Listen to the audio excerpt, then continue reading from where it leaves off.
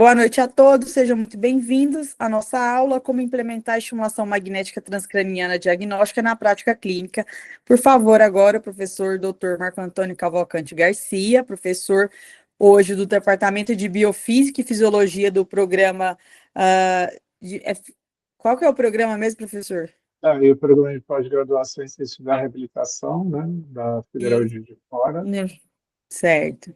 Então, professor, seja muito bem-vindo e vamos começar a nossa aula e logo mais a gente entra aí com as nossas discussões. Então, em primeiro lugar, obrigado, Fran, pela oportunidade da gente poder debater esse assunto. Eu queria dizer que, por favor, fiquem bastante à vontade para interromper, para, enfim, tirar qualquer dúvida ou fazer qualquer contribuição. E a ideia é basicamente a gente poder discutir um pouco a respeito da implementação da estimulação magnética transcraniana, mais no âmbito diagnóstico. Bom, então o objetivo nosso, né, é trazer um pouco de uma abordagem. Aqui, hoje a gente tem aqui a presença de dois colegas especialistas em eletromiografia, né, basicamente eletromiografia de superfície, eletromiografia multicanal, aqui é a Thalita e o Fábio. Também agradeço a presença de vocês. No âmbito diagnóstico, no mapeamento cortical, então a ideia é que a gente possa falar um pouquinho sobre como que eventualmente a gente pode estar aplicando essas ferramentas e trazê-las para a prática clínica, porque, fundamentalmente, o que a gente observa, o uso mais restrito ou dirigido à pesquisa, que, claro, né, aqui cada um de nós, com certeza, tem um interesse particular, né, na pesquisa, na clínica, mas talvez seja vocês, né, talvez visitando a literatura, talvez vocês observem um uso mais frequente, realmente, na pesquisa. Tá? Então, esse é o nosso objetivo, a princípio, nessa discussão que a gente vai fazer. Uma rápida apresentação, né? A doutora Franciele tem uma grande experiência nesse tema. A gente teve a oportunidade de se conhecer durante a formação em neuromodulação pela Faculdade de Medicina da USP, em 2018. Né? A doutora Franciele já tinha uma experiência prévia, fazendo uso da estimulação magnética transcraniana, inclusive no âmbito público, e aí me corrija, Franciele, se eu estiver equivocado. Né? Então, tem todo um know-how aí de uso, principalmente no âmbito clínico, né? Com mais de 10 anos de experiência na técnica. E eu, fundamentalmente, eu tive a oportunidade de trabalhar com estimulação magnética transcraniana a partir de 2005, mas mais particularmente com o objetivo de ah, medir potencial evocado, quer dizer, fazer o registro do potencial evocado com objetivo diagnóstico, objetivo de realizar mapeamento cortical, enfim. Né? Então, minha formação é também fisioterapia, educação física, e posteriormente acabei desenvolvendo minha formação mais para a área de engenharia biomédica, tá? Com aprofundamento em biomagnetismo, e desde então eu venho trabalhando com essa técnica. Mas vamos lá. Pensando um pouco numa perspectiva mais clínica, aí eu queria que vocês ficassem muito à vontade para falar um pouco, inclusive, a respeito da leitura de vocês, da interpretação de vocês na prática clínica ou mesmo na pesquisa, tá bom? Então, fiquem à vontade para me interromper, tá? Então, vamos lá. Quando a gente fala de neuromodulação, obviamente, neuromodulação, ela não necessariamente inclui somente essas duas técnicas, tanto a estimulação elétrica transcraniana quanto a estimulação magnética transcraniana. Né? Quando a gente fala de neuromodulação, na verdade, a gente tem uma perspectiva, inclusive, mais ampla. Mas, fundamentalmente, o que a gente vai observar?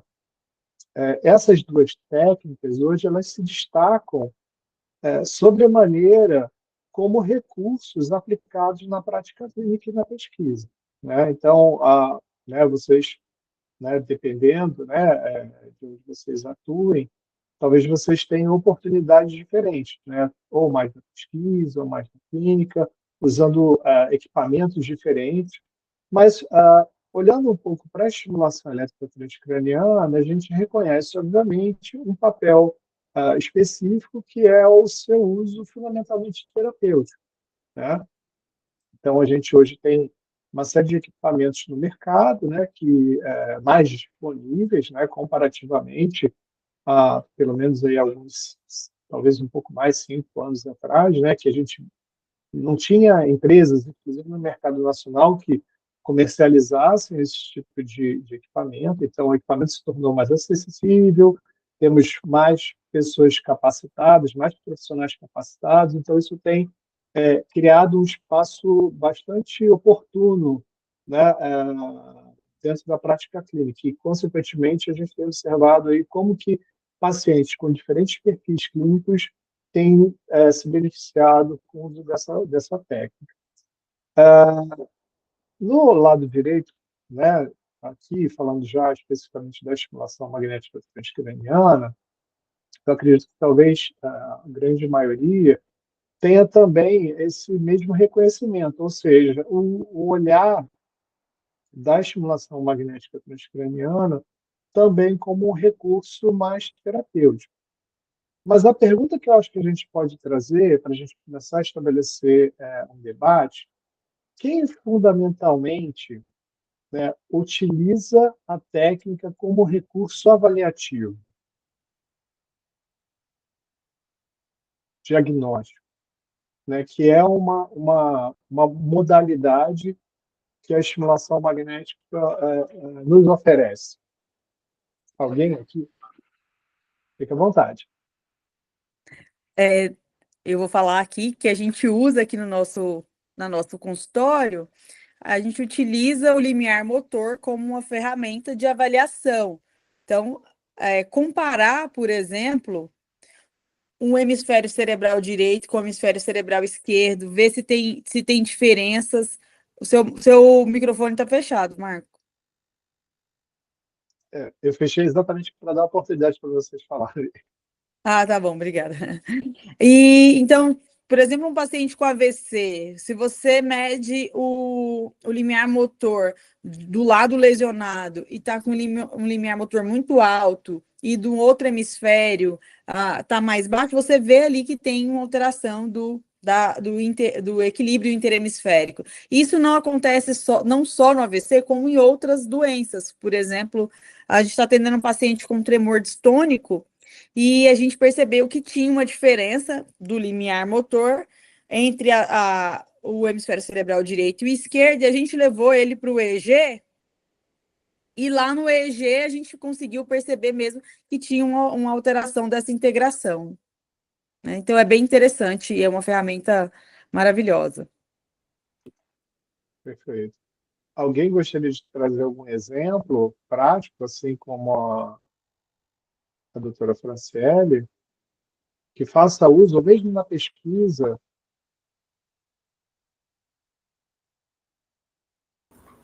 Oi, Marco, tudo bom? Oi, Fábio, tudo bem?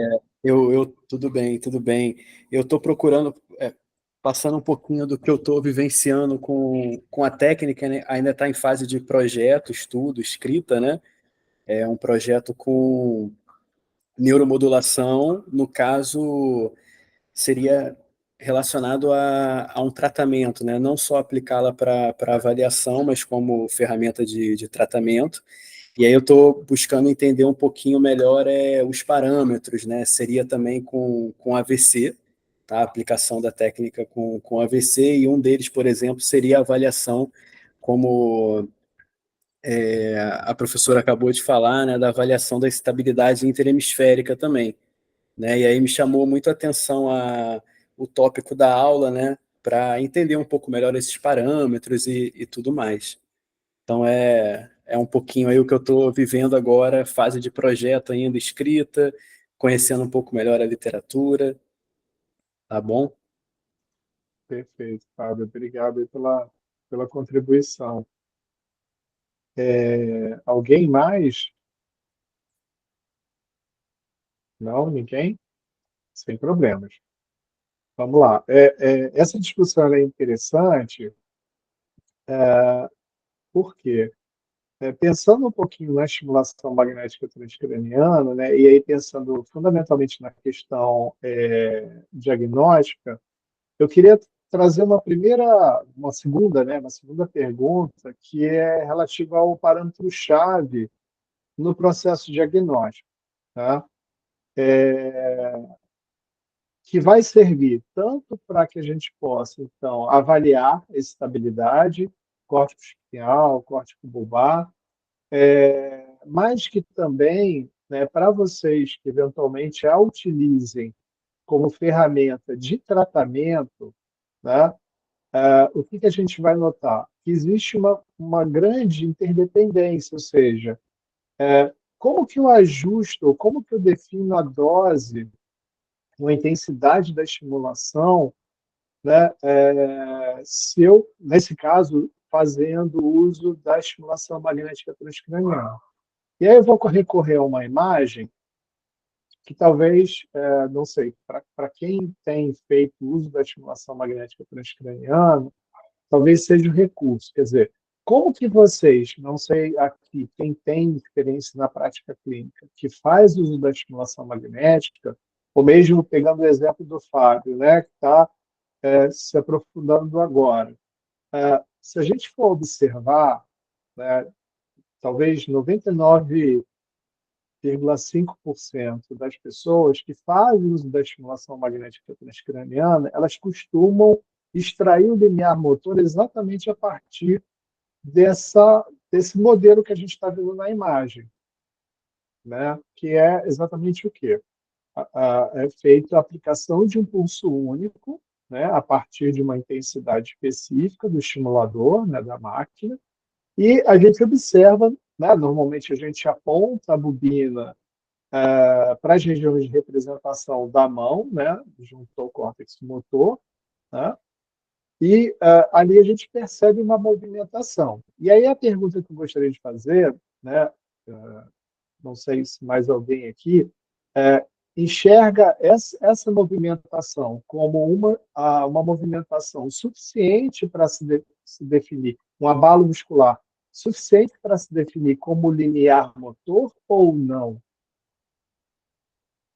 Alguém aqui que, não sei se a imagem está aparecendo corretamente para vocês, né, numa taxa razoável para que vocês identifiquem a movimentação na mão, mas como que vocês, quem tem experiência com estimulação magnética transcraniana, como que vocês avaliam? Ali a gente tem uma boa movimentação, né, dos dedos. Alguém gostaria de comentar? Não fiquem com vergonha, fiquem à vontade para.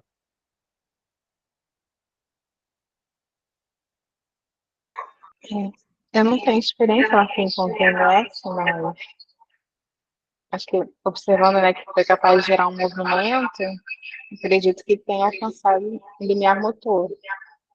Perfeito, Thalita. Obrigado aí pelo comentário. Pois é, tem uma questão muito curiosa aí, que é o seguinte: a gente está observando ali o movimento da mão, que é normalmente o recurso adotado por quem faz uso da estimulação magnética transcraniana. Então, na prática clínica, de uma forma geral, o que a gente tende a observar? A gente faz, né, busca o posicionamento, aquele sítio, para que a gente evoque, perdão, a melhor resposta, e a gente normalmente observa ali uma movimentação. Mas imaginemos o seguinte: a gente pode não ter um movimento. Todos concordam comigo? E talvez seja até algo que eventualmente aconteça, né? O Fábio comentou no seu interesse sobre avaliar um paciente pós-AVC. Pode ser que esse paciente pós-AVC ele não tenha um movimento, né, visível. E aí fica uma grande dúvida para a gente. Bom, mas e aí? Será que eu alcancei o limiar motor ou não? Né? Quando a gente pensa no limiar motor, a gente normalmente pensa numa questão relativa ao abalo muscular ou ao movimento. Entretanto, quando a gente resgata os guidelines, né, e aí pegando algumas entidades, né, por exemplo, a Federação Internacional de Neurofisiologia Clínica, e aí eles têm um periódico que é a Clinical Neurophysiology. Se vocês forem buscar os guidelines, eles têm uma sugestão de limiar motor, né? Que não é nem necessariamente baseado na visualização do movimento, mas sim no registro, né, de um evento no eletromiograma, que é chamado potencial evocado motor. Então, eu faria um registro, né, faria um registro, ou seja, por meio de eletromiografia, normalmente eletromiografia de superfície. Há quem faça por eletromiografia invasiva, mas, de uma forma geral, talvez majoritariamente os trabalhos, né, adotem essa abordagem, né, que é a eletromiografia de superfície, que é mais simples, né, a princípio. Né, o fato de não ser invasiva traz aí uma série de oportunidades, né? Enfim. E que se estabeleceu arbitrariamente que eu tenho que ter uma amplitude lá de 50 microvolts no evento. Então, aquele evento lá que vai ter um valor, depois eu vou mostrar para vocês, mais ou menos um diagrama, né, animado de como que seria isso. Ele teria que ter 50 microvolts para se considerar o limiar motor, né? Entretanto, o que a gente vai observar? Então, imaginemos, né, do jeito que está posto, é o que normalmente as pessoas acabam, é a forma como as pessoas acabam adotando. Então, a pergunta que a gente tem que fazer é: será que esse modelo é eficaz pela inspeção visual, né? Se eu meço o eletromiograma, se eu tenho um registro do eletromiograma, essas coisas, será que caminham juntas? Aí a gente tem que fazer exatamente essa pergunta, né? Eu tenho um estimulador magnético, não tenho um eletromiógrafo, né? Vou fazer visualmente. Eu estou talvez encontrando ou não o limiar motor que eu poderia encontrar se eu fizesse por meio do registro do eletromiograma? É uma pergunta que cabe, né? Então, o interessante então vamos lá, né? Só para a gente poder ter uma perspectiva. Então, o que seria o potencial evocado? Para quem ainda não teve a oportunidade de, né, ter uma ideia mais simplificada do que ele é.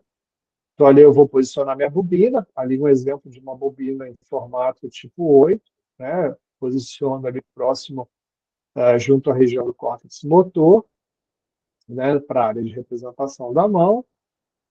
Aplico o pulso, né? Esse pulso vai, né, viajar pela via córtica espinhal, vai alcançar meu músculo-alvo, e eu tenho uma medida, ou valor pico a pico.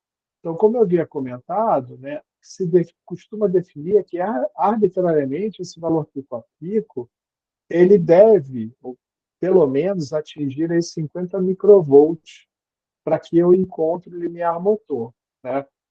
A dúvida é: será que eu necessariamente vou ter um movimento? Nesse caso aqui, pegando região tenar, né? Então, será que eu vou ter uma movimentação do meu polegar? Ou, se a gente fizesse aqui um registro no primeiro interósseo dorsal ou no abdutor do dedo mínimo, a gente pode escolher músculos-alvo e tentar, né, extrair essa informação, né? Reparem que aqui eu fiz um modelo bastante simplificado da forma como eu registrei. Então, eu coloquei lá eletrodo de superfície dentro de um arranjo arbitrário e fiz esse registro, tá? Então, como já foi mencionado antes, né, a doutora Franceli havia comentado, algo bastante importante nessa medida, né? Em primeiro lugar, ela vai permitir com que a gente avalie estabilidade cortical, né? Então, num sujeito sem qualquer acometimento, né, aqui, sem ter sofrido, por exemplo, um derrame, em situação de repouso, eu posso, né, aplicar um estímulo no hemisfério, né, e, a princípio, eu posso ter um registro do meu potencial evocado no músculo-alvo, contralateralmente, né? Posso realizar o mesmo procedimento no hemisfério contralateral, né, e também, da mesma maneira, encontrar um registro. A princípio, né, a gente não deve ter grandes diferenças, embora a literatura discuta que podemos, dependendo, né, será que o potencial ele pode trazer algum tipo de assinatura sobre preferência lateral ou dominância? Parece que sim, mas sob condições muito particulares, tá? Em relação à contração, enfim, mas que não é o caso nesse momento, tá? Mas, a princípio, os níveis de estabilidade deverão estar bastante equilibrados. Pois bem, e aí pensando numa pessoa que tenha sofrido um derrame, um AVC, né? Essa pessoa, a princípio, ela vai apresentar diferenças, a princípio, significativas entre o hemisfério são, nesse caso, a gente pode ter um desequilíbrio nessa estabilidade, e em relação ao hemisfério afetado, né? Então, no caso, em relação ao hemisfério afetado, a gente pode ter uma redução bastante importante. Então, dentro do processo de reabilitação, né, se a gente pensando no início, né, do paciente, a ideia seria que a gente conseguisse fazer o caminho contrário, né, tentar restabelecer esse balanço, ou pelo menos buscá-lo, né, durante todo o processo de reabilitação desse paciente. E o que normalmente a literatura sugere é que há um correlato clínico com essas manifestações, né? Então, na medida em que se restabeleça parte desses níveis de estabilidade, normalmente o paciente, claro, considerando uma série de outros aspectos da mecânica, por exemplo, o paciente tem espasticidade ou não, quanto que isso pode interferir em termos de mobilidade articular, enfim. Então, tem uma série de outras variáveis aí intervenientes que podem contribuir mais ou menos com essa manifestação. Mas a ideia seria que a gente pudesse tentar, né, então, fazendo uso da estimulação magnética transcraniana como uma ferramenta eletrodiagnóstica que a gente pudesse monitorar esses eventos, né, ou essas mudanças de estabilidade. Porém, esse trabalho me traz um achado muito interessante, que é o seguinte: aqui a gente tem 20 sujeitos, tá? 20 sujeitos, onde a estabilidade córtico-espinhal ela foi avaliada de duas maneiras, tá? Uma por meio de eletromiografia de superfície, ou seja, os pacientes foram monitorados, ou os sujeitos, perdão, foram monitorados, e uma outra que foi visual, né, exatamente seguindo aquela ideia do vídeo, ou seja, tinha lá um movimento e o profissional ele dizia, olha, eu alcancei o limiar.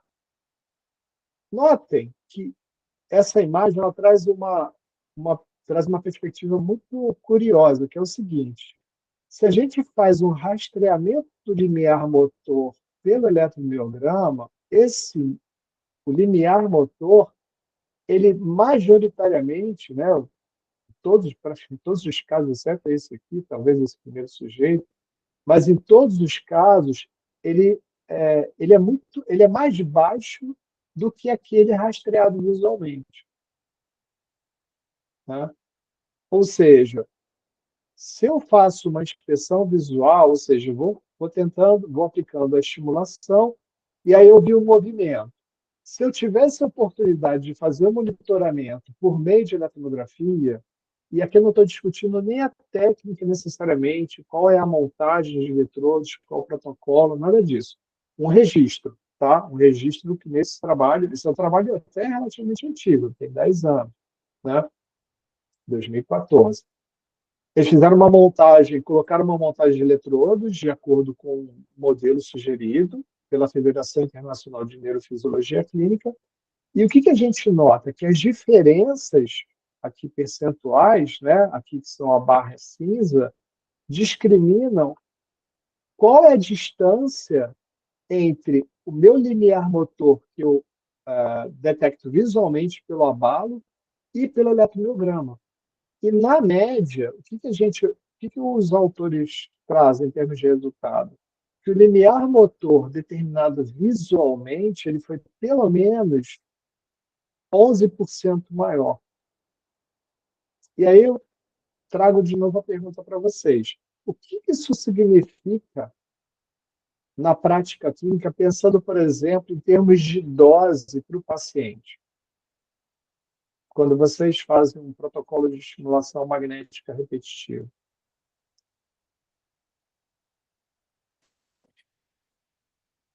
Este é um Bom, assunto que a gente adora, né, Marquinhos? A gente está sempre discutindo sobre ele, e o que acontece é que a gente está dando uma hiperdosagem para o nosso paciente. Se eu acho que o limiar dele e aquele valor é 100%, e na verdade não é 100%, pode ser 111%, 120%, está variando, então na hora que eu vou colocar o meu protocolo, e o protocolo é 90% do limiar motor, 100% do limiar motor, 110% do limiar motor, então eu estou colocando um valor muito acima, né? Então a gente pode estar errando com nossos pacientes, errando a dose na qual a gente está estimulando. exatamente. Alguém concorda? Alguém discorda? Alguém gostaria de fazer algum comentário? Fique à vontade. Oi, Marquinho. É possível adotar, então, uma correção para não ter essa influência na prática clínica? Ou é um estudo só que está dizendo isso? Ainda faltam estudos na literatura? Fábio, a sua observação é muito interessante. Na verdade, eu acredito que essa investigação ela caiba muito bem. E eu vou te explicar por quê. Porque, na verdade, aqui eles adotam um modelo de registro, tá? Um modelo de registro. Mas que, na minha opinião, talvez nem seja o melhor modelo de registro. Pode até ser que o modelo de registro deles ainda subestime esse valor, entendeu?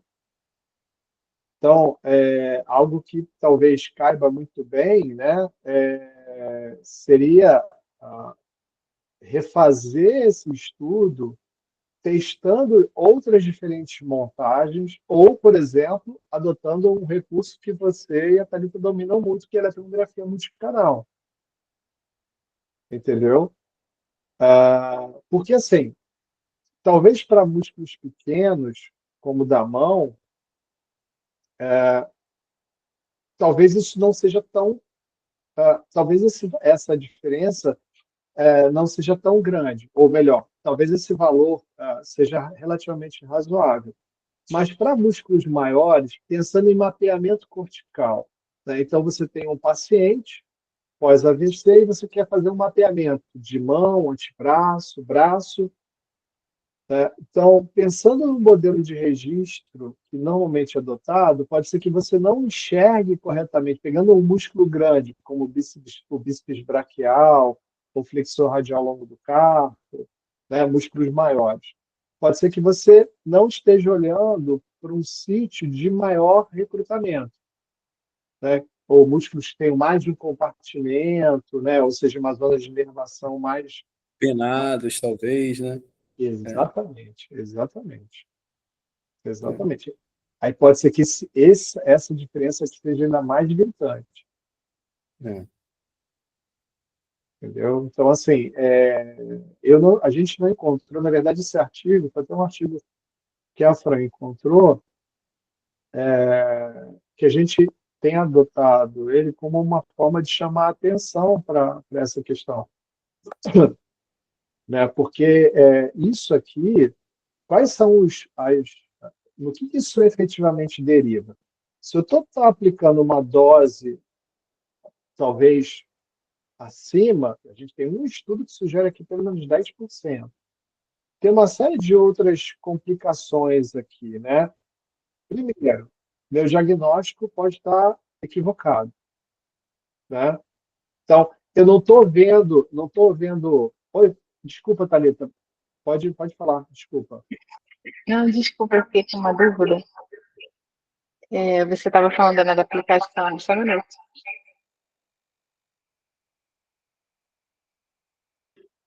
Pronto, desculpa. Deu. Tá dando microfone, só um minuto.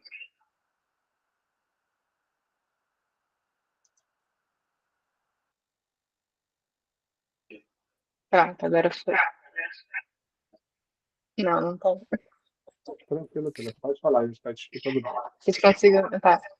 Não, você falou sobre aplicação, né? De talvez em outros músculos, antebraço, do braço. E aí eu fiquei refletindo se o valor de referência, né, de 50 microvolts, também seria aplicado nesse caso, porque são músculos, né, muito diferentes, músculos da mão, tem tecido subcutâneo, tudo isso influencia nesse valor absoluto do AMG entre os indivíduos. Eu não sei se seria, né, tão válido quanto no músculo da mão, por exemplo, esse valor de referência, né? Uma dúvida. Exatamente, Thalita. É uma outra questão que eu fico imaginando, eu já procurei do porquê 50 microvolts.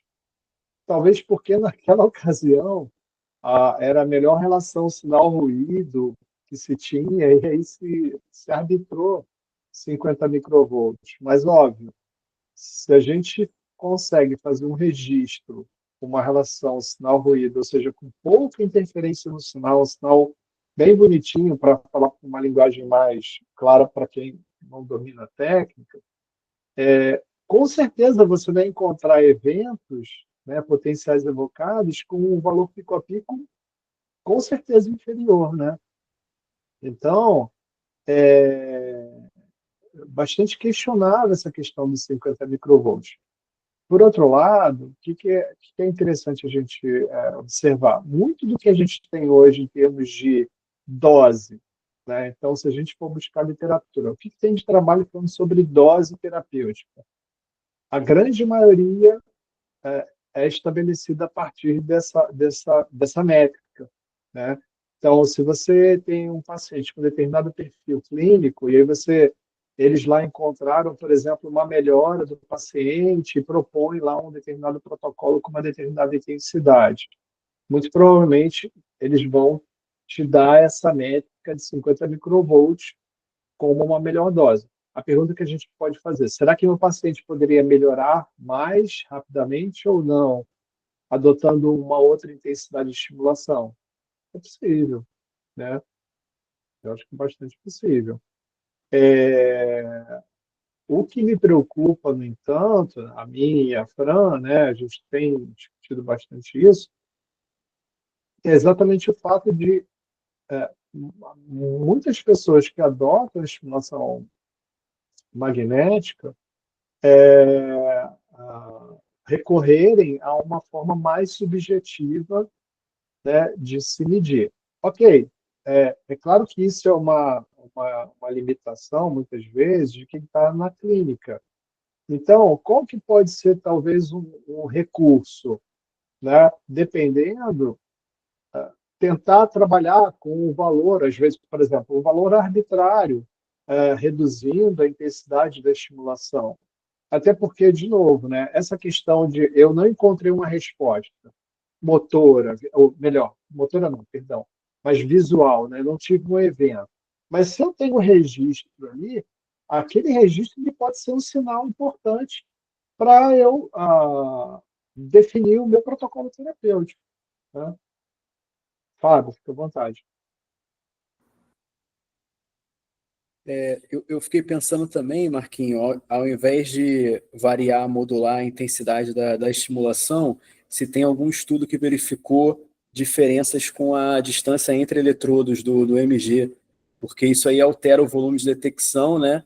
Que aí provavelmente vai variar esse pico a pico aí de 50 microvolts, né? Que normalmente está associado com o nível de ruído. Né? Normalmente, se a gente for pensar em postura ereta, atividade muscular que é bem pequenininha, né?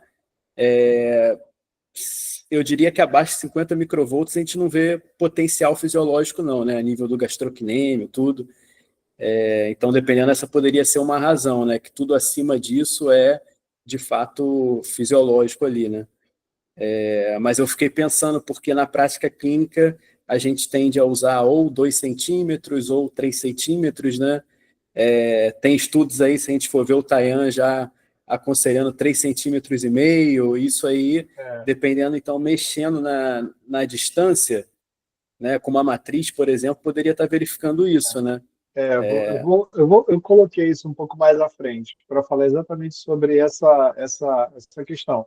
até por conta de equipamento. O que se tem de equipamento, né? Como que eu posso... Mas eu coloquei esse ponto para a gente falar um pouquinho mais à frente. Mas então, quer dizer, todo o meu processo de avaliação e mesmo mapeamento, né? Se eu for fazer mapeamento cortical, né? Aquele paciente que está em processo de reabilitação, eu quero ver como que as representações corticais, ou dor crônica, que é um outro aspecto muito interessante. Eu quero avaliar as representações corticais. A gente pode fazer isso de uma maneira bem simples, eu digo, claro, com alguns recursos, poucos recursos, a gente consegue, claro, tendo o estimulador, na medida do possível, se a gente tem uma forma de registro, isso é factível, tá? E claro, né, eu acho que uma questão importante é garantir a segurança e eficácia da dose do paciente que está recebendo a estimulação, né? Então, esse protocolo terapêutico, ele muito provavelmente vai ser mais assertivo, né, na medida que a gente tem uma medida mais confiável, tá? Bom, e aí, outra coisa, né, que chama a atenção, se a gente está, eventualmente, utilizando uma dose acima, a gente, embora a chance seja ainda bastante baixa, mas a gente pode estar aumentando o risco do paciente convulsionar durante o tratamento, né?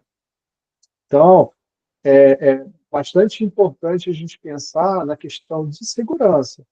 A gente pode pensar em outras questões, né?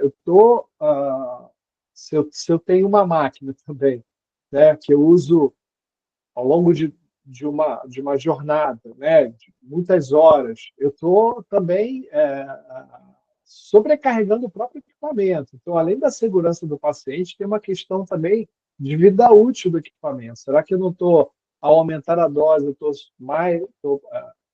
mais superaquecendo a minha bobina? Isso vai demandar também uma manutenção mais frequente, né, mais regular. E aí, a pergunta...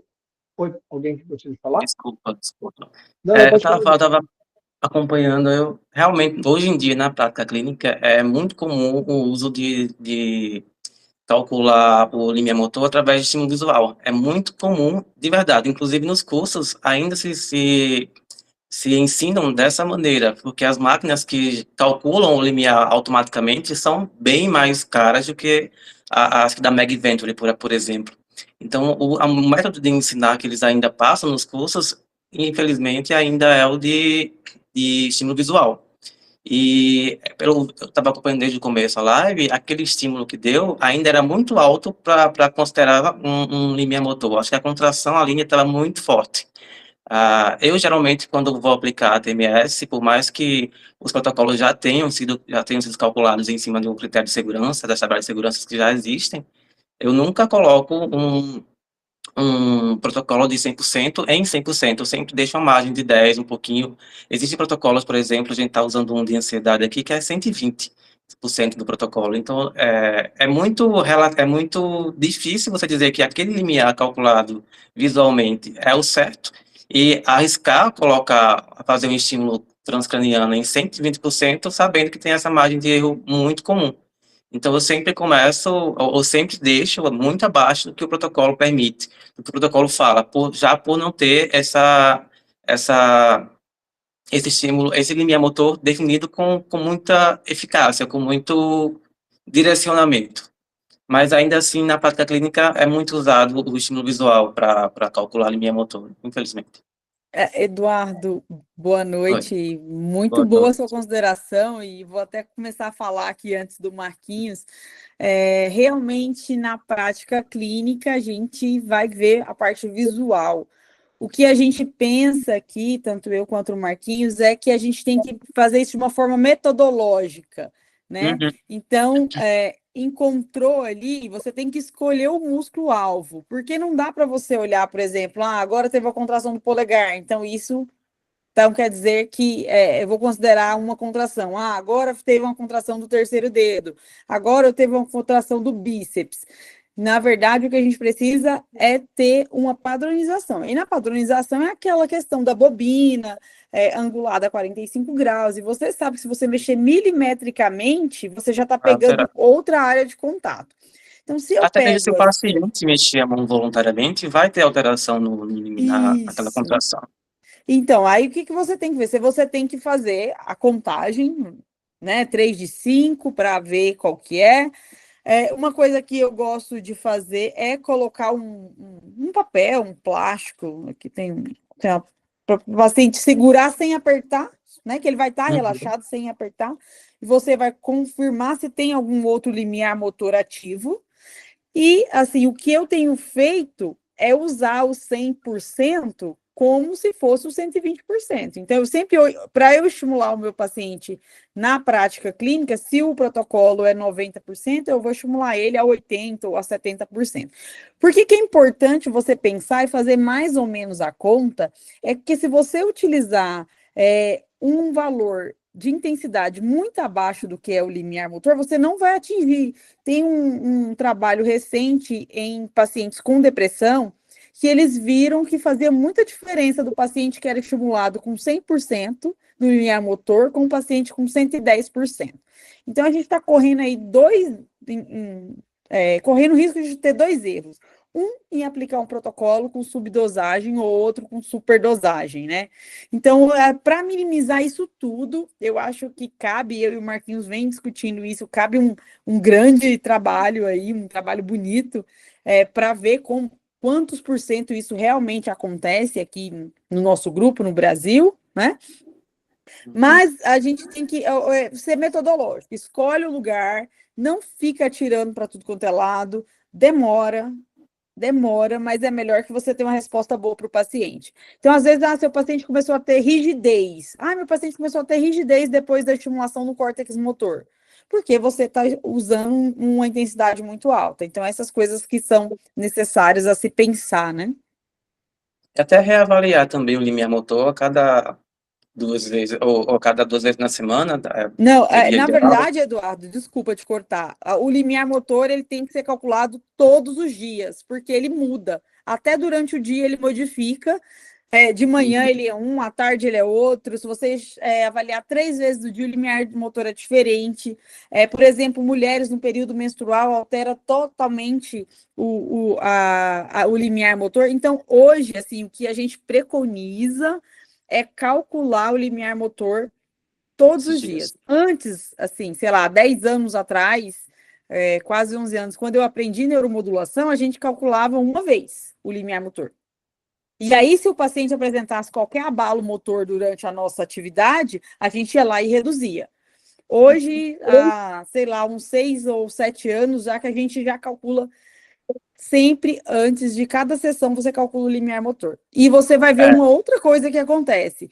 O córtex motor, ele muda funcionalmente, ele vai estar cada dia em um lugar. Ou seja, se a estimulação é no córtex motor primário e você está marcando só naquele pontinho da bobina e você não procurou de novo, você está estimulando no lugar errado. Porque o neurônio, ele vai, é funcional, né? É a função dele. Ele pode estar. Aquele grupo de neurônio hoje é responsável pelo movimento do dedo, do polegar, por exemplo, da abdução do polegar, e antes era outro. Por quê? Porque o que você está querendo fazer com a neuromodulação? Você está querendo fazer uma metaplasticidade. E é isso que você quer fazer. Você quer que isso se modifique, para essa rede modificar. Então, para você ter melhores resultados, é importante a gente pensar nisso. Principalmente na área de neurofuncional, porque já tem muita alteração. É diferente demais de pessoas com, vamos dizer, saudáveis e pessoas com alterações neurológicas. Então, é bem mais assertivo fazer esse limiar diariamente, né? Obrigado. A gente que te agradece aí pelos comentários. Até aproveitando, outra questão que é particularmente importante, pegando carona no que a Fran comentou, a questão da postura também. Então, sempre procurar extrair o limiar motor, né, paciente na mesma postura. O que eu quero dizer com isso? Se ele estiver na posição neutra, né, então, digamos, o antebraço apoiado no travesseiro, né, o ombro rodado, né, com uma rotação interna, sei lá, 45 graus, é sempre muito importante. Por quê? Porque a estabilidade, ela, da rede, de uma forma geral, ela modifica e modifica bastante. Tem alguns trabalhos muito interessantes que mostram você pegando músculos intrínsecos da mão, sofrendo alteração de estabilidade, mudando a posição do ombro, que é uma articulação proximal. Então, é interessante. Se eu medir a estabilidade, por exemplo, aqui, né, de um músculo intrínseco da mão, e se eu faço uma extensão de ombro, uma extensão, abdução de ombro, eu posso encontrar uma outra resposta. Então, é muito interessante também pensar na questão de comprimento muscular, né? Então, se eu coloco músculo pegando músculos que controlam o punho, né? Flexor radial do carpo, extensor radial do carpo, se eu alongo esses músculos, ou se eu reduzo o comprimento, que vai ter um correlato mecânico muito interessante para a geração de torque, você também tem mudanças muito evidentes em termos de estabilidade. Os seus comentários são muito importantes, e aí eu quis trazer esse ingrediente adicional, né, pegando carona no que a Fran comentou, para que também a questão da postura, né? Então, vou avaliar o linear. Mas aí eu mudei a posição do paciente, você provavelmente já vai encontrar coisas muito diferentes, né? Pronado, supinado, neutro, coisas completamente diferentes, mesmo que você não tenha alterado o comprimento desses músculos, sabe? Então, são questões aí muito importantes. Então, obrigado aí pelos seus comentários. Aí fiquem, de novo, né? A ideia é que vocês fiquem à vontade para fazer outros comentários, tá bom? Bom, na prática clínica, aí a gente vai falar algo rapidamente, né? Então, lembrando, né? O que a gente tem em termos de avaliação, rapidamente? A gente tem a de pulso único, né? Que é essa ideia, né? Do que a gente faz para avaliar o limiar motor. E a gente tem a oportunidade também de fazer pulso pareado, seja adotando uma única bobina, né? Então, fazendo um estímulo subsequente do outro, variando o intervalo e a intensidade, ou avaliando, né, regiões distintas do córtex, seja avaliando interações entre os hemisférios ou em diferentes regiões de um mesmo hemisfério, tá bom? Bom, e aí, isso do ponto de vista diagnóstico, né? Do ponto de vista clínico, a gente tem lá os diferentes protocolos, as formas mais variadas, né, de tratamento. Isso para avaliação né, da estabilidade e tudo mais. Um outro aspecto muito interessante aqui olhando como se fosse uma cabeça, né, aqui o nariz, que a gente pode, então, construir mapas de representação. Então, a gente pode fazer o monitoramento de alguns músculos altos, né? Então, eu posso ter aqui a representação de músculos da mão, né, e observar, por exemplo, como que esses músculos se comportam ao longo do tempo, dentro de um protocolo terapêutico, como que essa rede começou a conversar, aquilo que a Fran, né, destacou em relação à metaplasticidade. Então, na medida que meu paciente ele vá percorrendo, né, ou vai sendo submetido ao protocolo de tratamento, como que isso se comporta? Eu tenho mudanças nas representações corticais, há um aumento, há uma redução, o que está mudando? Né? Então, isso aqui é totalmente factível, mesmo que nós, eventualmente, não tenhamos à nossa disposição um sistema de neuronavegação, dispositivos mais complexos para essa finalidade. Tá? E aí, pensando do ponto de vista prático, ok, estamos falando sobre isso, mas eu consigo, como que isso está posto do ponto de vista de eu oferecer isso como serviço? Então, digamos, vocês que estão na prática clínica, e é importante a gente falar também sobre isso. Eu uso a estimulação magnética transcraniana com a perspectiva terapêutica. Mas o que eu tenho hoje como recurso, o que eu tenho hoje disponível para utilizá-la como ferramenta diagnóstica? Se a gente for buscar, né, pelo menos o Conselho Federal de Fisioterapia e Terapia Ocupacional, Conselho Federal de Medicina, a gente tem hoje digamos assim, valores estipulados para oferecer esse tipo de serviço, né? Então, avaliação de pulso único, o que é avaliar o limiar motor, na tabela, isso pelo menos a tabela desse ano, tá? Do COFITA é R$ 790. De pulso pareado, R$ 948, e mapeamento cortical, R$ 1.106, tá? Essa, pelo menos, são, quer dizer, as modalidades que a gente pode estar eventualmente cobrando, né, dentro da prática clínica. Em relação ao Conselho Federal de Medicina, pelo menos eu não encontrei, a gente não encontrou, para mapeamento explicitamente, mas a gente tem para medida de potencial evocado motor, que é esse valor atualmente. Tá? Então, eu não sei demais entidades, né, demais conselhos, psicologia, enfim. Pode ser que isso mais futuramente, né, esteja também determinado, mas pelo menos o que a gente tem aí, a princípio, seriam esses dois conselhos. Tá bom? Se alguém quiser fazer algum comentário a esse respeito, tá? Se tiver alguma informação, fica à vontade. Bom, e aí, só para responder uma pergunta, um comentário do Eduardo, né? Para que eu faça o registro? Eduardo, aí eu acho que um comentário interessante é qual equipamento usar, né? Se a gente for observar, hoje existem muitos equipamentos produzidos fora do Brasil, outros nacionais, tá?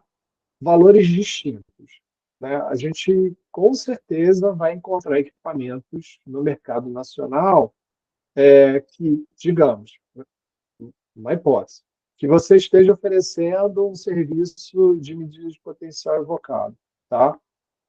Que rapidamente você consegue ter esse retorno, né, do equipamento. Claro, quais são as... O que a gente recomenda em termos de equipamento? Equipamentos que ofereçam algum tipo de comunicação com o estimulador. Pode ser do fabricante, pode não ser do fabricante, mas que permitam fazer essa comunicação. Por quê? Qual é a vantagem disso? Quando você tem a comunicação do equipamento, do estimulador, com o eletromiógrafo, por exemplo, você consegue mais claramente marcar o início da estimulação e ter, digamos, caso seja o seu objetivo, avaliar a latência, que é uma medida importante, né? Então, a latência vai ser a informação, né, o tempo, né, do estímulo até a manifestação do potencial evocado no motor. Então, assim, se você me perguntar qual equipamento usar, tem vários disponíveis, aquele que você achar melhor, né? Tem vários disponíveis. Então, o que a gente precisa fundamentalmente, né? Na medida que eu aplico o estímulo e eu, né, tenho o meu registro, ter essa informação também é importante, né?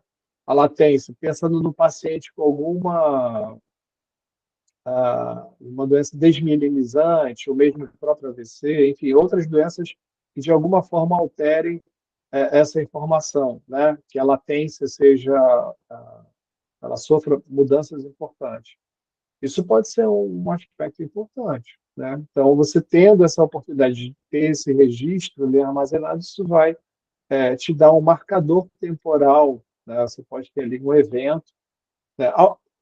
Pode ser também que você não tem uma comunicação, mas eu faço, toda vez que eu aplico o pulso, aparece um artefato, como se fosse um pico aqui. Ok, pode ser que seja suficiente, eu consigo ali avaliar o tempo. Eu vou pegar o meu sinal, vou medir ali a latência. Está alterada? Não está alterada? Eu tenho mais um dado para conferir e verificar como o meu paciente está se comportando. O que é interessante pensar, né, aí até um comentário que o Fábio fez, cada equipamento também, dependendo, alguns são flexíveis, outros não, eles podem nos oferecer formas distintas de colocação dos eletrodos. Então, pode ser que eu, no mesmo estímulo, dependendo de como eu posiciono meus eletrodos, eu tenho um registro que maximize o meu potencial evocado motor. Então, imagine, eu apliquei um estímulo, pode ser que uma forma como eu posicionei meus eletrodos, eu encontrei esse potencial em vermelho. Então, eu estou, né, eu vou ter que aplicar uma intensidade maior para chegar no meu limiar, aí pode ser que sim. Eu poderia estar ou subestimando ou superestimando a minha estimulação. Tá? Nesse aspecto, rapidamente, aí eu peço licença aos meus colegas que trabalham com eletromiografia multicanal, o Fábio e a Thalita. Eu fiz só uma adaptação aqui, só para mostrar como que essa aplicação ela pode ter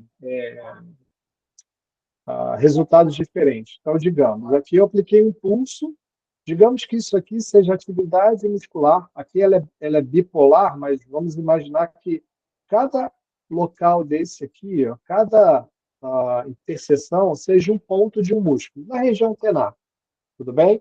Então, é como se cada pontinho desse aqui, cada interseção, fosse um local específico do músculo. E aí eu apliquei no estímulo. Reparem que a gente vai ver potenciais evocados em cada local diferente desse músculo. Tá? Só uma acrobacia didática aqui, só para mostrar o meu raciocínio. E aí, imagine o seguinte, que a gente posicione os eletrodos, o par de eletrodos, a gente coloca os eletrodos nessa região aqui, uma região mais fria do músculo, ou seja, menos ativa do músculo. O que vai acontecer? Eu vou identificar potenciais evocados de menor amplitude, tá? De menor valor pico a pico. Agora, se eu adoto um protocolo que eu sei que ele talvez seja mais robusto, eu posso me dirigir a uma região sabidamente, né, que eu sei que pode estar mais ativa. Nesse caso, eu vou identificar para uma mesma estimulação, para o mesmo estímulo, um potencial evocado com um valor pico a pico muito maior. Então, nesse caso, talvez eu esteja alcançando de uma maneira mais assertiva o limiar motor desse sujeito. Tá? Então, a questão do protocolo de colocação de eletrodos é uma coisa bastante importante, exatamente como o Fábio comentou. Tá? Nesse sentido, o que a gente tem feito? Né? A gente tem trabalhado com protocolos, ou buscado protocolos, e hoje a gente tem, por exemplo, adotado uma forma até, digamos assim, bastante acessível em termos de registro, considerando os equipamentos que estão disponíveis no mercado, né, que são comercialmente disponíveis. A gente, por exemplo, tem usado, inclusive para pesquisa, um equipamento nacional, né? E aí a gente, por exemplo, tem usado, não sei se todo mundo aqui conhece, aquela caneta de eletroacupuntura. Se vocês forem no mercado, vocês vão encontrar custando em torno de R$ 30. Aquela ali, ó, a Fran está segurando. Ó. Uma caneta de estimulação elétrica. Ela permite a gente localizar o ponto motor, não a zona de inervação. Porém, o ponto motor, dependendo do músculo, olhando para músculos da mão principalmente, eles têm uma distância normalmente bem pequenininha em relação às zonas de inervação. E aí a gente tem adotado um tipo de montagem que aparentemente parece, né, dadas essas condições, permitir um registro que seja mais efetivo, ou seja, a gente coloca um eletrodo na zona de inervação, faz uma montagem que nós chamamos de pseudomonopolar. O que significa isso? Eu localizo a zona de inervação, ou estimo, melhor dizendo, né? Então, normalmente a gente faz o rastreio do ponto motor. O eletrodo, normalmente a gente usa eletrodos desses que são disponíveis no mercado, né? Para eletrocardiografia. Como a dimensão do eletrodo para esses músculos da mão, a princípio, são suficientes para né, estarem relativamente próximos ou sobre a região da zona de inervação. A gente, inclusive, tem por hábito usar um atlas para ter uma medida um pouco mais consistente, um atlas de zona de inervação. E aí a gente faz uma montagem que é na zona de inervação e coloca um outro eletrodo numa proeminência óssea. Essa montagem, a princípio, ela tem, pelo menos o que a gente tem observado, medidas um pouco mais efetivas. E por que isso? Depois desse trabalho, a gente desenvolveu outros 2 trabalhos que a gente pôde confirmar esses efeitos em diferentes músculos, né? Comparando, por exemplo, com essa montagem bipolar, né? O Fábio tinha até feito um comentário, se eu coloco eletrodos a uma distância maior, né? Um estudo mais recente que a gente fez isso no bíceps braquial. E, curiosamente, não parece ter funcionado muito bem, mas a gente precisa testar ainda em outros músculos menores. Então, assim, a gente já tem algumas pistas, né, do que talvez possa nos oferecer resultados mais efetivos. É claro que há abordagens muito interessantes, né? Aqui a gente pode falar um pouco da ideia da eletromiografia multicanal, né? Que é aquele mapa que eu mostrei a vocês. Esse tipo de recurso aqui, sem dúvida nenhuma, né? Eu acho que isso é futuro. Mas pensando do que a gente precisa agora, talvez pensando numa montagem próxima do que a gente está discutindo, talvez seja o suficiente, né? Pelo menos para que a gente minimize o erro e possa ser um pouco mais assertivo nessa questão do registro do potencial evocado. Então, assim, a ideia do nosso encontro hoje era falar um pouco, né, sobre essas questões, né, de que é algo viável, né? De novo, a gente não tem nenhum conflito de interesse com o equipamento, né? Se vocês, enfim, vocês vão encontrar empresas no mercado nacional que vendem equipamento, aí não sei como que está em relação às empresas que comercializam os estimuladores magnéticos, né? Eu sei que algumas já têm equipamento de eletromiografia, enfim, então, tá? Eu acho que é algo que vocês poderão eventualmente procurar. É assim, Marquinhos, desculpa te cortar. Na verdade, as 3 empresas que hoje a gente tem Anvisa no Brasil, as 3 empresas têm como linkar com o equipamento de eletromiografia. Mas não quer dizer que você possa fazer isso só com o equipamento deles. Tem como você conversar com a empresa na qual você já usa o seu equipamento e usar um trigger, né? Para você poder, um trigger, para você colocar com o seu equipamento. Eu acho que a grande questão, e eu acho que é a mensagem dessa aula, é que a primeira, que você já tem uma ferramenta no seu consultório que você já pode começar a usar amanhã, né? Para utilizar e direcionar melhor os seus tratamentos, que é o limiar motor, que agora espero que todos que estejam aqui, a partir de amanhã, comecem a usar ele de forma metodológica, né? E a outra é que você tem um mundo aí para começar a fazer a prática clínica. Ninguém faz mapeamento, ninguém faz potencial evocado motor, assim, que eu conheça. Aqui em São Paulo tem uma clínica que faz, e a gente mandou o nosso paciente e eles não conseguiram encontrar. O paciente pagou o exame e eles não conseguiram encontrar. Então, assim, a gente tem mercado para fazer isso. Então, tem como você aumentar os seus ganhos aí no seu consultório. Além disso, você melhorar os resultados dos seus pacientes. Você, por exemplo, o Marquinhos falou aqui para a gente de latência. Latência é uma medida diagnóstica muito importante. Tem as tabelinhas certinhas, tem a latência alterado no AVC, na esclerose múltipla, no Alzheimer, na esclerose lateral amiotrófica, você pode utilizar isso também na sua clínica como ferramenta diagnóstica. E eu acho que hoje, cada vez mais, a neuromodulação ela vem sendo personalizada, porque ela, de uma forma personalizada, você vai ter respostas melhores aí com o seu paciente, né? Essa é a ideia do nosso encontro e gostaria de convidá-los aqui para saber mais como isso funciona. A gente tem um encontro que a gente faz, que são 2 dias, porque falar aqui, eu acho que todo mundo aí está com a cabeça fervendo, mas como fazer, quando fazer,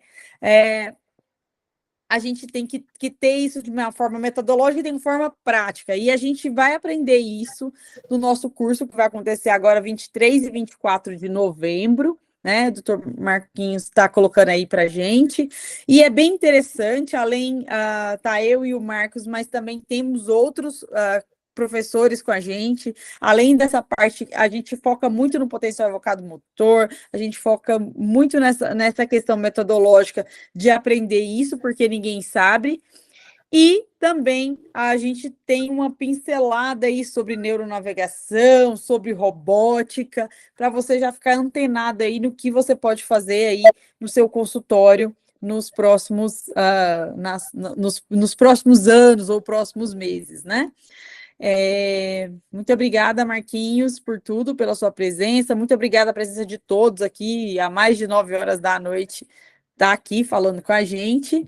Aqui tá os nossos Instagrams, o Marquinhos vai colocar, e depois, Marquinhos, quando você terminar, eu vou compartilhar o QR Code do curso, tá bom? Fran, só uma dúvida que é particular minha. Essa sua caneta de eletroestimulação, não sei se é a minha que é com defeito ou se são todas assim, mas a gente também sente a descarga, não é isso? Quando a gente vai aplicar no paciente. Sente a Acho que descarga. A gente o sente a terapeuta descarga. sente. A gente sente a descarga e em alguns momentos eu até utilizo o que eu sinto para eu saber que o ponto lá está Uhum, com mais. Que eu estou no ponto certo. Então, se eu estou procurando o ponto entendi. motor, às vezes o paciente não sente, às vezes Não você vê sente. a contração, mas às vezes você está no ponto certo, você sente um estímulo mais forte. É isso mesmo. Acontece isso com você também, Marquinhos? É, entendi. Tá, obrigado. Inclusive, eu acho que você veio dar uma mentoria aqui em João Pessoa, na clínica que eu trabalho. A de Sim, Sara sim, H1, sim. né? Veio. Eu lembrei agora de você. Obrigado, boa noite para você. Imagina. Nossa, Obrigado. obrigada. Eu gostaria de tirar. Oi, Thalita, fica à vontade. Não, queria agradecer pela aula, foi maravilhosa, e parabenizar também pelos trabalhos que você publicou. Com certeza são muito relevantes para a prática clínica, científica também. Parabéns. Obrigada a vocês dois pela organização do Obrigado. curso. Eu Imagina. acho que o futuro é multicanal. Faz muito Com certeza, sentido. né, Marquinhos? Vocês Faz que muito defendem a sentido. tomografia multicanal, eu acho que é o que há. É o que há. A gente tá fazendo no multicanal e tentando observar como que fica essa questão da distribuição e depois circunscrevendo nos mapas quais que podem ser eventualmente os melhores protocolos usando a eletrotomografia mais básica. A gente tá com uma aluna de mestrado aqui em Juiz de Fora que está fazendo isso. Aí a gente está com o sistema da UTBio, né?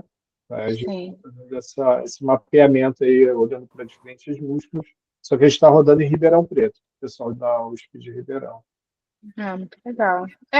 Com certeza, multicanal é maravilhoso, mas isso tem que passar na realidade. A realidade é o Exatamente. bipolar e tentar encontrar, né, um protocolo, fazer estudos com bipolar também é super válido. Sim, sim, porque exatamente é o recurso que está mais à mão, É, né? Exatamente.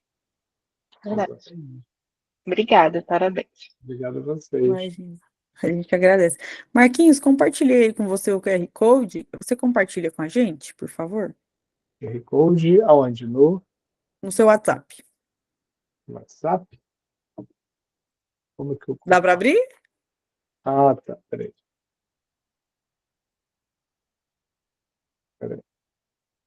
Como é que eu compartilho isso? Vamos ver.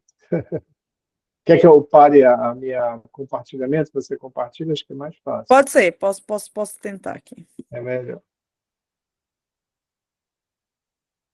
Mas, enquanto isso, eu acho que a eletromiografia multicanal vai ser o futuro mesmo, né?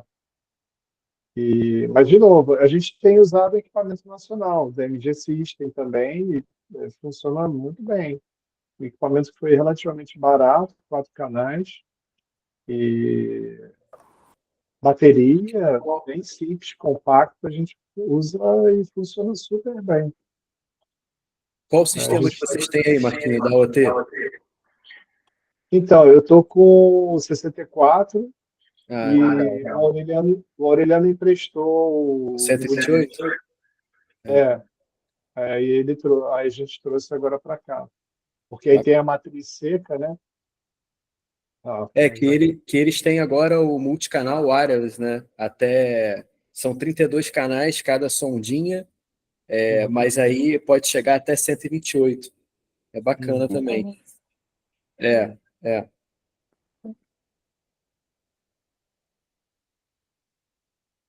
Foi um efeito aqui. Peraí, vou parar a apresentação. Não sei o que aconteceu, que eu consegui fazer aqui, peraí. Mas, enfim, mas eu acho que é uma oportunidade. Eu acho que quem tem já o estimulador, né, não usar essa segunda propriedade, porque, assim, é o que a Fran comentou, os profissionais, de uma forma geral, às vezes precisam desse tipo de medida para uma avaliação diagnóstica adicional e não tem quem ofereça, né? Então, dentro da prática clínica, de uma forma geral, quem tem essa oportunidade, eu acho que vai ter. Na verdade, a ideia desse nosso curso surgiu basicamente disso, né, Marquinhos? Da nossa necessidade de ter uma ferramenta, né? A gente teve até uma colega que tinha um sistema da BTS, que é sem fio, eles levaram, só que a distância entre os eletrodos é fixa. Você não consegue... É igual o Adelsis também é assim, né? Exatamente. Pensando na prática, pode ser até bom, né? Sim, É sim, menos sim. um Menos uma fator aí variável. de confusão. Exatamente. Exatamente. Gente, eu não consegui compartilhar o QR Code, deixei o link aí para vocês, para quem quiser entrar e conhecer e saber mais. Agradeço aí mais uma vez vocês. E vocês têm os nossos e-mails, pode mandar mensagem ou no Instagram, ou entrar no próprio site e deixar no link, que a gente está aqui pronto para poder discutir com vocês. Que eu acho que mais importante do que tudo é a gente promover para o paciente algo bom. E a gente só faz algo bom se a gente tiver metodologia. Então, a gente precisa de pesquisa, a gente precisa de estudo, e eu acho que a questão é compartilhar, né? Aumentar, multiplicar o conhecimento, não dividir. Então, acho que é o nosso grande objetivo aqui nessa noite também, tá bom? Espero ter mudado aí a cabeça e ajudado vocês na prática clínica de alguma forma. Muito boa noite. E quem quiser os artigos depois, pode entrar em contato comigo, com a Fran, que a gente compartilha. A gente tem esses artigos todos organizados, direitinho, tá bom? Se alguém quiser, fica à vontade. Tá bom, gente? Muito obrigado pela atenção de Obrigada. todos vocês. Obrigado, gente. Boa Obrigada. noite. Boa noite. Obrigado a Boa todos. noite, boa noite. Um abraço. Obrigado. Uma boa noite a todos. Tchau, tchau. Tchau, tchau.